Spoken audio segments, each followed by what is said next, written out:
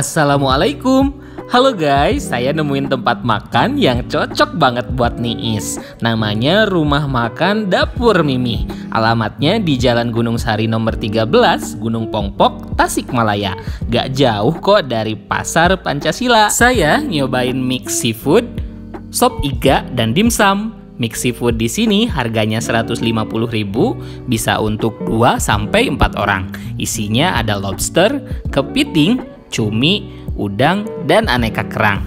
Gila sih, ini bumbunya lekoh pisan. Rasanya pedas dan gurih. Sop iganya cocok banget nih dimakan saat musim hujan seperti sekarang. Kalau dimsumnya pakai saus black pepper loh, enak banget. Pokoknya wajib coba deh.